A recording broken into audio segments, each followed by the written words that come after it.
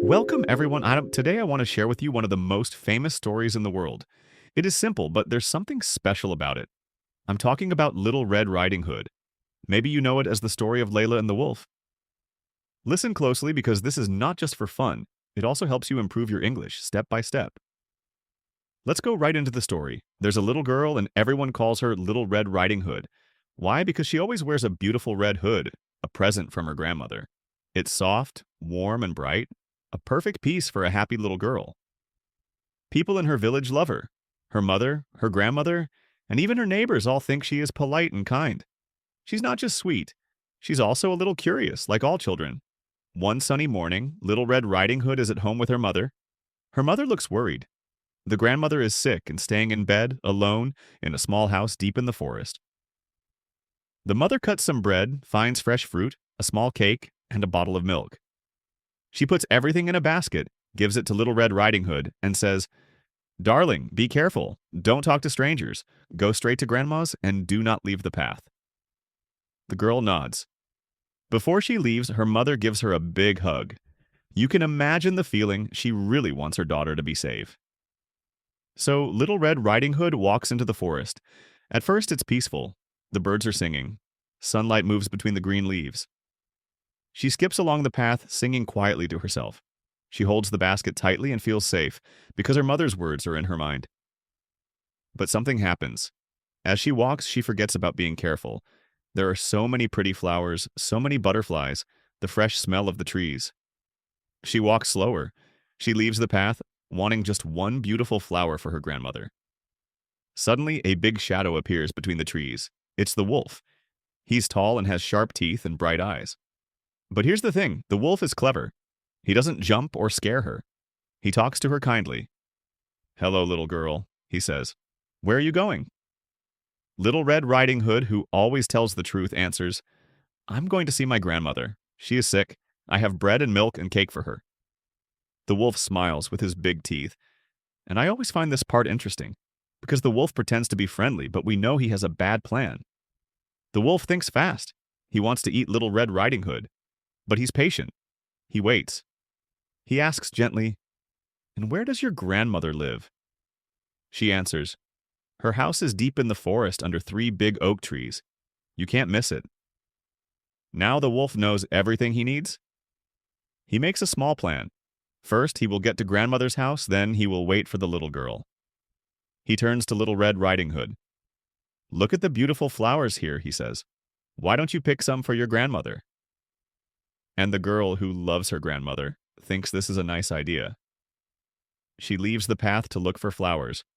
While she is busy, the wolf runs quickly to the grandmother's house. When he arrives, the door is half open. The wolf knocks using a soft voice. "Who is it?" calls the grandmother. "It's me, Little Red Riding Hood," the wolf answers, trying to sound like a little girl.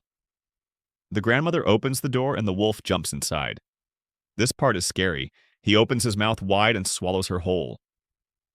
Then the wolf puts on the grandmother's clothes and glasses and hides in her bed, waiting for Little Red Riding Hood.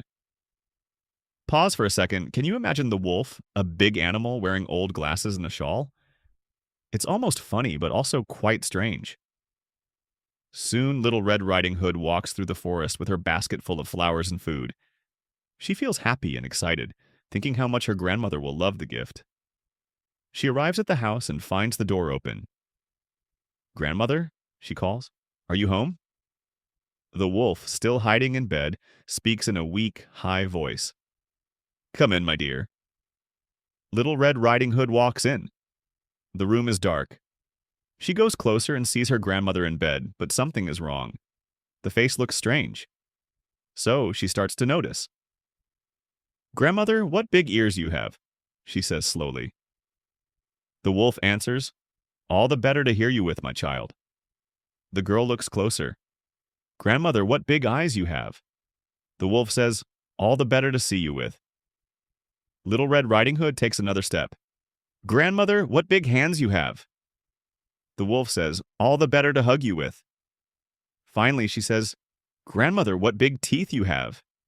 And the wolf, with a big, wide mouth, shouts, "All the better to eat you with." He jumps out of bed and catches the girl. For a moment, it looks like the end. But here's where the story changes. A hunter or a woodcutter, depending on the version, comes by the house. He hears noise inside. He steps in and he sees the wolf with a big stomach, sleeping after his big meal. The hunter realizes something is wrong. He takes his knife and carefully opens the wolf's stomach. Out comes the grandmother, alive but tired. Little Red Riding Hood also comes out, scared but safe. Feeling thankful, the grandmother makes some food for everyone. They all sit together, happy to be safe. The wolf is gone forever, and Little Red Riding Hood promises herself and her mother she will always listen. She will never leave the path again, and most important, she will never speak to strangers in the forest. That is the story. Simple, but it stays in the mind. For me, what's interesting here is the lesson. You hear it as a child, but even adults can learn from it. Sometimes small mistakes grow into big problems. But kindness, quick thinking, and bravery can save the day. And it's not just about wolves and forests.